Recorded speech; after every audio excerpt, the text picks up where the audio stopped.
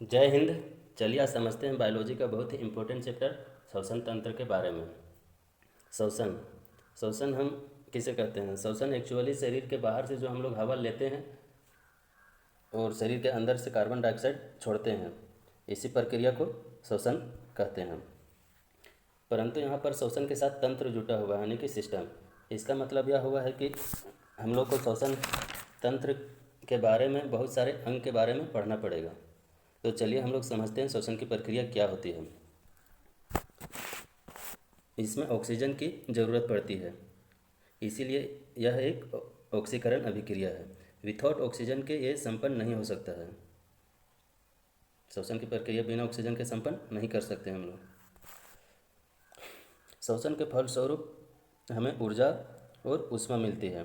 सांस हम लेते हैं तो ऊर्जा मिलती है और शरीर में ऊष्मा बनी रहती है। एक्चुअली क्या है कि शरीर में ऊष्मा बने रहने का दो रीज़न है। पहला तो श्वसन के कारण और दूसरा रक्त का परिसंचरण के कारण शरीर में ऊष्मा बना रहता है। जब तक खून दौड़ता रहेगा शरीर में और जब तक हम लोग सांस लेते रहेंगे तब तक शरीर गर्म रहेगा। जिस दिन आप मरेंगे सांस बंद हो जाएगी, खून दौड़ना रुक जाएगा, शरीर ठंडा हो जाएगा। श्वसन के कारण हमें ऊष्मा और ऊर्जा मिलती है। श्वसन एक अपचयी अभिक्रिया है। अपचयी को इंग्लिश में कैटाबोलिक कहते हैं। अपचयी का मतलब क्या होता है कि किसी भी चीज़ को तोड़ देना अपचयी कहलाता है और किसी भी चीज़ को जोड़ना एनाबोलिक कहलाता है। तो श्वसन एक अपचयी अभिक्रिया है।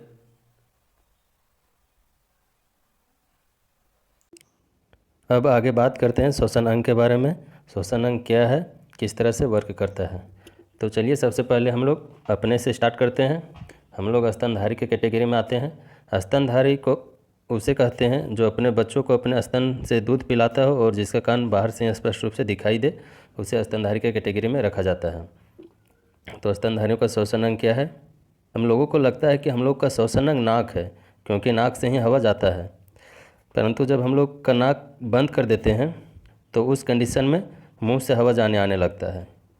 अब नाक से भी हवा जा रहा है, मुंह से भी हवा जा रहा है, तो नाक है श्वसन अंग या मुंह है? एक्चुअल में नाक और मुंह दोनों नहीं है श्वसन अंग।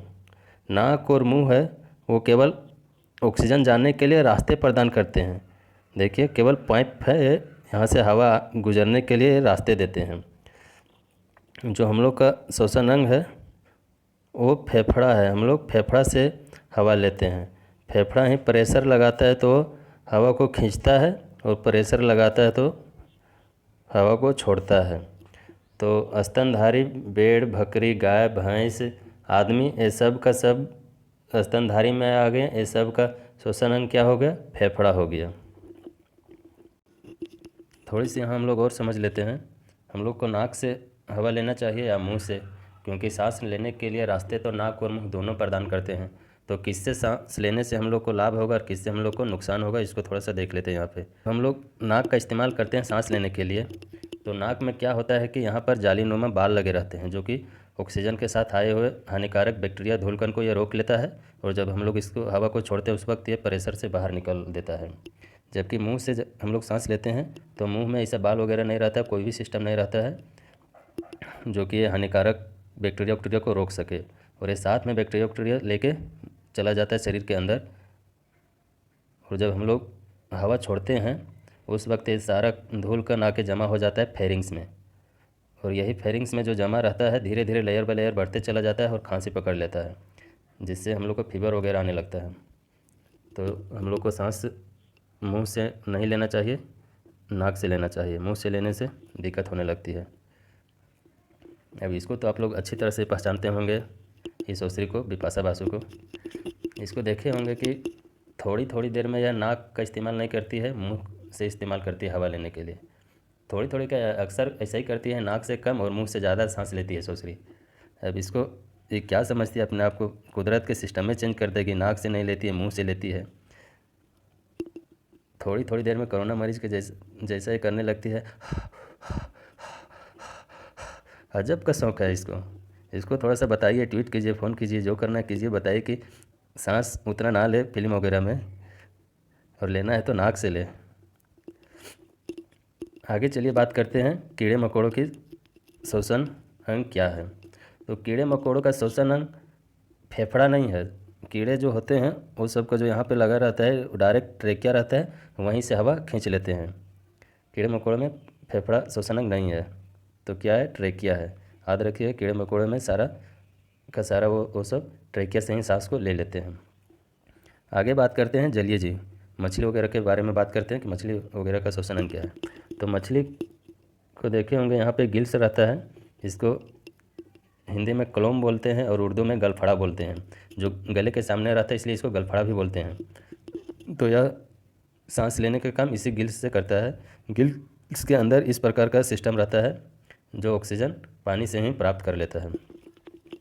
आगे बात करते हैं मेढक का। मेढक का श्वसन अंग क्या है। मेढक का श्वसन अंग समझने के लिए इसको अलग अलग प्रकार से समझना पड़ेगा, क्योंकि इसका अवस्था के अनुसार श्वसन अंग चेंज होते रहता है। जब ये छोटा रहता है मेढक, तो उस वक्त इसको टेडपोल कहा जाता है। तो टेडपोल मेढक के बच्चों को बोलते हैं। तो वह मेढक के बच्चा इस तरह दिखता है एक्चुअल में। जब ये बचपन में रहता है तो मछली नुमा दिखता है। हम लोग जब बचपन में रहते थे तो क्या होता था कि इस सबको मछली समझ के पकड़ के लेते आ जाते थे और कुछ चीज़ में रखते थे, तो यह धीरे धीरे होकर इसका पूँछ खत्म हो जाता था और यह मेढक बन जाता था ससुरे। तो ये टेडपोल अवस्था में रहेंगे तो ये गिल्स से लेंगे। जवानी में आएंगे तो उस वक्त भी इसका दो कंडीशन होता है। जब यह ज़मीन के ऊपर रहेगा मेढक, तो उस वक्त यह फेफड़ा का इस्तेमाल करेगा। परंतु जब यह ज़मीन के अंदर घुस जाएगा मेढक, यानी कि मिट्टी के अंदर घुस जाते हैं गर्मी के दिनों में, तो उस वक्त यह निष्क्रिय अवस्था में चला जाता है। सारा जो बॉडी का अंग रहता है उसको रेस्ट में कर देता है। उस वक्त यह फेफड़ा को भी रेस्ट में लगा देता है। तो उस वक्त यह त्वचा से सांस लेने लगता है। इसको एक अजब भी वरदान मिला है कि यह अपने सारे अंग को ही मतलब आराम करने के लिए लगा देता है। तो जब यह मिट्टी के अंदर रहेगा तो उस वक्त त्वचा से लेगा, ज़मीन के ऊपर रहेगा उछलता कूदता तो उस वक्त फेफड़ा से लेगा, बचपन में रहेगा तो उस वक्त गिल्स से लेगा।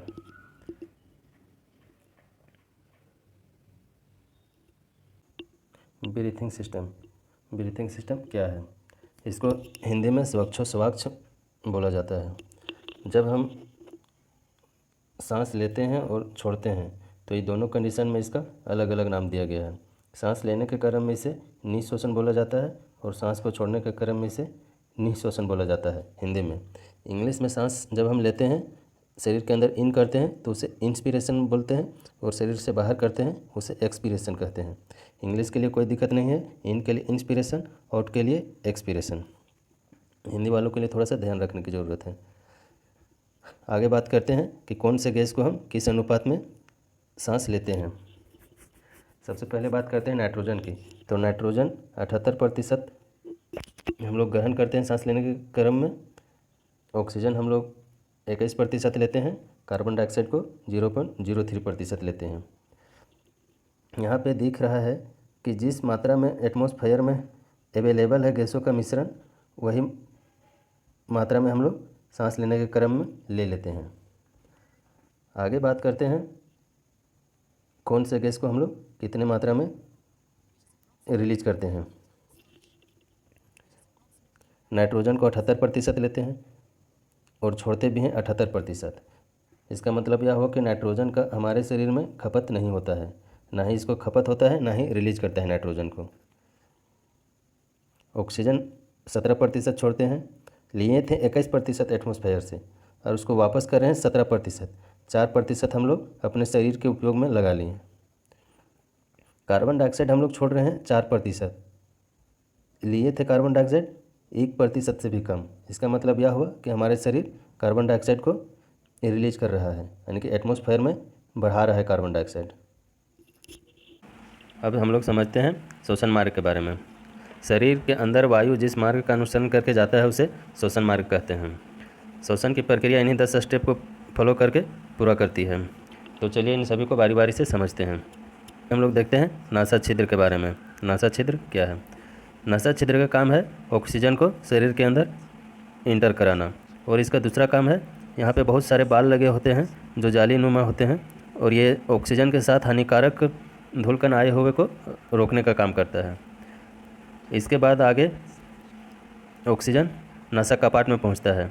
नासा कपाट में हड्डी लगा रहता है नसा कपाट का तो प्रथम काम है कि वो नाक का सही ढांचे बनाए रखना, और दूसरा काम है जो नसा छिद्र हानिकारक धूलकण को नहीं रोक सके वो नसा कपाट रोक लेता है। नसा कपाट में हमेशा एक चिपचिपा पदार्थ रहता है, वही जो नसा छिद्र से बचे हुए धूलकण को चिपका लेता है।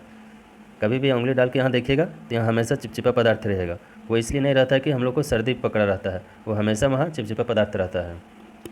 और जब वहाँ चिपचिपा पदार्थ में बहुत सारा धूलकण चिपक जाता है तो हम लोग बाद में उंगली से डालकर उसको रिमूव कर लेते हैं। नसा छिद्र नसा कपाट हो गया। आगे आता है फेरिंग्स। फेरिंग्स ये है, फेरिंग्स का काम है कि जो नाक के द्वारा पाइप आया हुआ है और जो मुंह के साइड से पाइप जुड़ा हुआ है, वो दोनों को कनेक्ट करने का काम करता है। इधर वाले को भी जोड़ देता है, इधर वाले को भी, कनेक्टर का काम करता है, इसका कोई दूसरा काम है नहीं।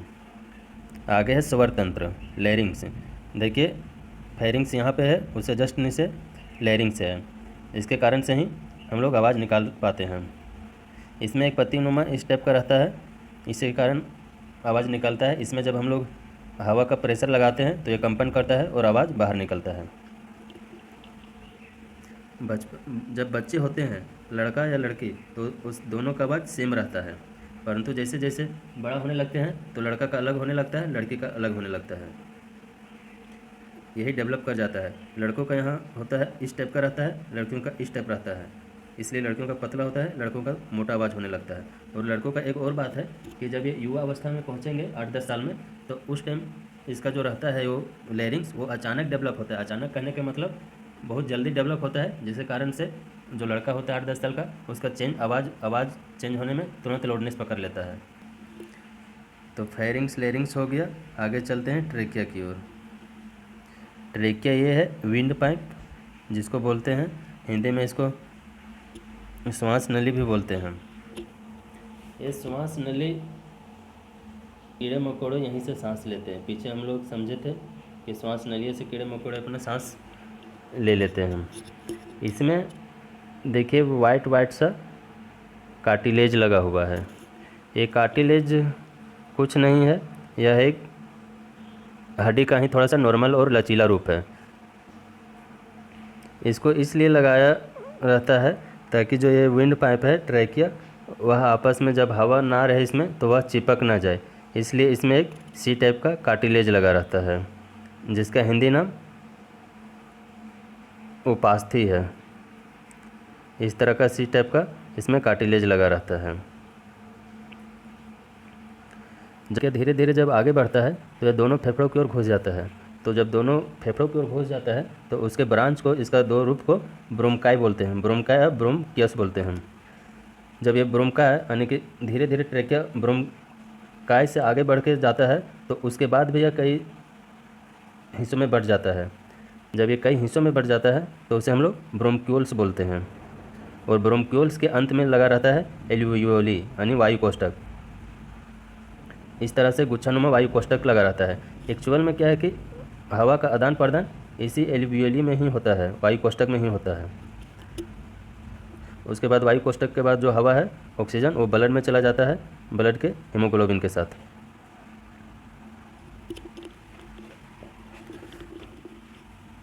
तो चलिए एक बार देख लेते हैं ऊपर से नीचे तक।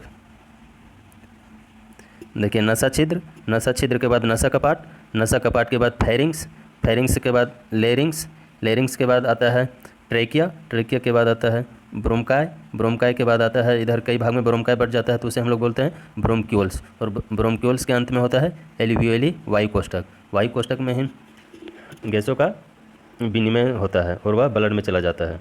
और ब्लड सारे जो होता है ऑक्सीजन को सेल में लेके बांट देता है, सभी सेल को दे देता है शोषण करने के लिए। आगे हम लोग समझते हैं कि सांस लेने में मदद कैसे मिलती है। जब हम लोग सांस लेते हैं तो सांस लेने का 70% लगभग 70% काम एक के लिए डायफ्राम ही कर देता है। ये है डायफ्राम। डायफ्राम एक पेशीय ऊतक से बना हुआ होता है, जिसमें हड्डी वगैरह नहीं रहता है, केवल पेशीय ऊतक का पूरा बना होता है। यही है जो फेफड़ों को प्रेशर देता है तो यह सांस खींचता है, और प्रेशर छोड़ता है तो यह सांस को ऊपर छोड़ देता है। तो सांस खींचने और छोड़ने का काम किसका है? डायफ्राम का है। अब यहाँ पे ये भी जान लेना ज़रूरी है, जब किसी भी औरत प्रेग्नेंट हो जाती है तो उस वक्त इसका पेट में जगह नहीं रहता है, जिसके कारण से डायफ्राम नीचे नहीं जा पाता है। तो उस स्थिति में वह सांस कैसे ले सकेगी? तो उस स्थिति में जो प्रेग्नेंट औरत होती है वह अपने पसली के सहारे सांस लेता है। वह पसली ही जो रिब्स होते हैं वो दबता है और फिर छूटता है, उसी के कारण वह सांस लेती है। यदि हम लोग का जो ये है डायफ्राम, ये किसी कारणवश टूट जाए या ब्रेक हो जाए तो हम लोग सांस नहीं ले सकेंगे। और जब प्रेग्नेंट औरत है उसका पसली टूट जाएगी तो वह सांस नहीं ले सकेगी। अब ये है यहाँ वायु कोष्ठक, एल्वियोली और हीमोग्लोबिन, इसको हम लोग समझ लेते हैं। ये एल्वियोली है, ये गुच्छा समान ब्रोंक्यूल्स के लास्ट में होते हैं। ये देखिए बहुत सारे यहाँ पे होते हैं।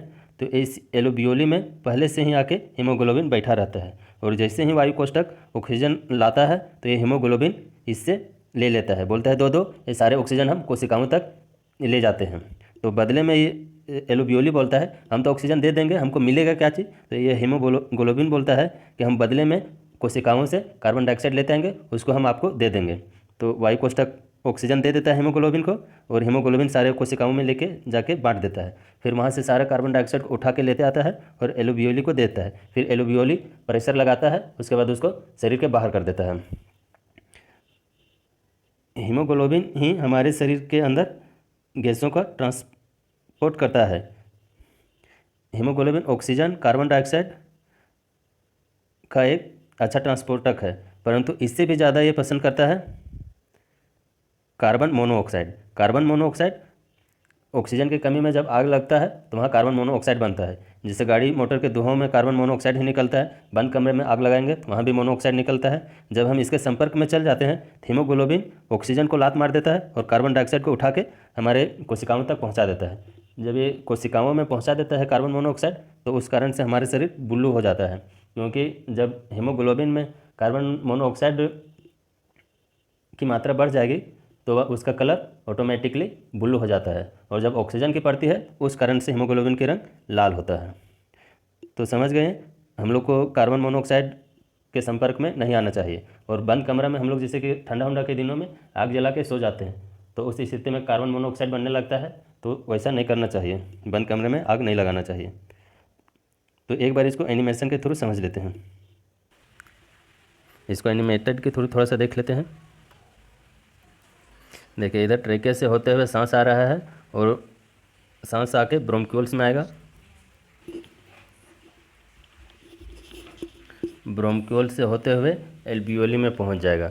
ब्रोंक्यूल्स में देखिए 3 पाइप लगा रहता है, एक ब्लड ले आने के लिए, आरबीसी को लाने के लिए, और एक आरबीसी को एल्वियोली से कोशिकाओं तक पहुंचाने के लिए। लास्ट में है एल्वियोली, जिसका काम है ऑक्सीजन और कार्बन डाइऑक्साइड का अदल बदल करना। यहाँ पे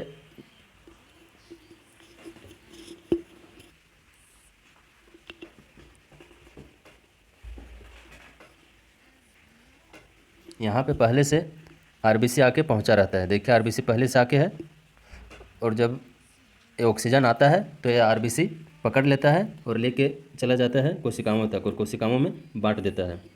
और जब कोशिकाओं में बांटता है तो उसके बदले में कोशिकाओं से कार्बन डाइऑक्साइड लेते आता है, और कार्बन डाइऑक्साइड ले आके एल्वियोली को पुनः दे देता है बदले में, ऑक्सीजन के बदले में। और जो एल्वियोली है कार्बन डाइऑक्साइड को धक्का दे के ट्रेके से होते हुए बाहर फेंक देता है।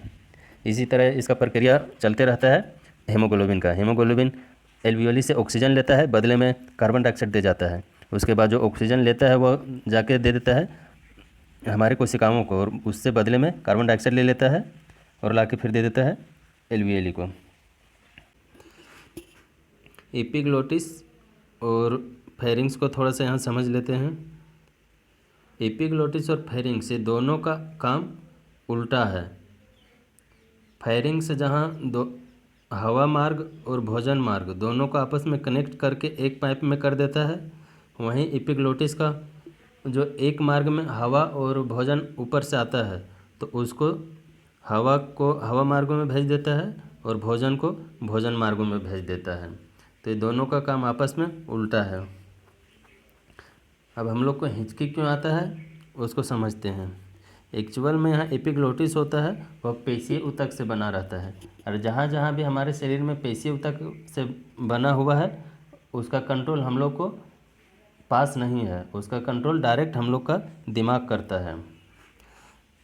अब हम लोग को हिचकी आता है इसलिए है कि हम लोग जब खाना खाते रहते हैं उस वक्त किसी कान में खोए रहते हैं, तो दिमाग तो दूसरे कान में खोया रहता है, वह एपिग्लोटिस को नोटिस नहीं भेज पाता है, जिस कारण से एपिग्लोटिस रहता है वो जब भोजन आते रहता है तो कंफ्यूज होकर भोजन नाली को ही बंद कर देता है और वह भोजन को जो ऑक्सीजन पाइप रहता है उसमें डाल देता है, जिसके कारण से ऑक्सीजन पाइप में जब भोजन जाता है तो उसका रास्ता तो होता नहीं है, तो फेफड़ा क्या करता है, वो डायफ्राम को बोलता है कि प्रेशर लगाओ, हमारे यहाँ दूसरा कैटेगरी के आदमी आ रहा है, यानी कि सामान आ रहा है, इसको निकालो नहीं तो इधर फंस जाएगा। तो वह प्रेशर लगाता है, उसके बाद उसी के कारण हम लोग को हिचकी आता है। आगे समझते हैं ऑक्सीजन सिलेंडर के बारे में। ऑक्सीजन सिलेंडर में शुद्ध ऑक्सीजन नहीं डाला जाता है, क्योंकि शुद्ध ऑक्सीजन यदि हम लोग लेंगे तो हम लोग का जो फेफड़ा है वो डैमेज हो सकता है, क्योंकि हम लोग को शुद्ध ऑक्सीजन लेने की आदत नहीं है। ऑक्सीजन जब हम लोग लेते हैं तो वायुमंडल से लेते हैं, और वायुमंडल में बहुत सारे गैसों का मिक्सर रहता है, इसलिए हम लोग का आदत नहीं है। तो जो सिलेंडर रहता है ऑक्सीजन का उसमें भी कुछ ना कुछ गैस का मिक्सर कर दिया जाता है। जिस तरह से मछली भी ऑक्सीजन लेता है हम लोग भी ऑक्सीजन लेते हैं, परंतु मछली जो वायुमंडल से नहीं ले सकता है ऑक्सीजन, और हम लोग जल से ऑक्सीजन डायरेक्ट नहीं खींच सकते हैं फेफड़ा से। इसी प्रकार से जब ऑक्सीजन सिलेंडर में ऑक्सीजन डाला जाता है तो उसके साथ कई सारे गैस का मिक्सचर डाला जाता है। तो सबसे पहले देखते हैं पर्वतों पर। जब हम लोग पर्वत के लिए जाते हैं और उस टाइम सिलेंडर का यूज करते हैं ऑक्सीजन सिलेंडर का, तो उसमें ऑक्सीजन के साथ नाइट्रोजन का इस्तेमाल करते हैं। जब हम लोग समुद्र में जाते हैं तो उस वक्त भी ऑक्सीजन के साथ नाइट्रोजन का मिला दिया जाता है, परंतु जब हम लोग गहरे समुद्र में जाते हैं 300 फीट से अधिक गहरे में, तो उस वक्त ऑक्सीजन के साथ हीलियम गैस का मिक्सचर किया जाता है। आप देखते हैं आगे आईसीयू क्या होता है और वेंटिलेटर क्या होता है। आईसीयू का फुल फॉर्म होता है इंटेंसिव केयर यूनिट। इसमें होता है कि इसमें भी हम लोग ऑक्सीजन सिलेंडर का इस्तेमाल करते हैं, तो इसमें ऑक्सीजन और हीलियम मिलाया जाता है। आईसीयू में होता है कि आदमी का सिलेंडर लगा दिया जाता है, आईसीयू वाला व्यक्ति अपने से हवा खींच सकता है, हालांकि वो वायुमंडल से नहीं खींच सकता है परंतु गैस के सिलेंडर से खींच सकता है। परंतु जब वेंटिलेटर में रखा जाता है तो उस वक्त तो उसका ऐसा क्रिटिकल कंडीशन रहता है कि वह ऑक्सीजन खींच भी नहीं सकता है। ऑक्सीजन सिलेंडर के साथ उसमें पंपिंग मशीन भी लगाया जाता है जो पंप करके उसके फेफड़ा तक ऑक्सीजन को पहुंचाता है। तो आई होप आप लोग को समझ आ गया होगा कि आईसीयू और वेंटिलेटर क्या होता है। नेक्स्ट मिलते हैं नेक्स्ट वीडियो में, तब तक के लिए जय हिंद।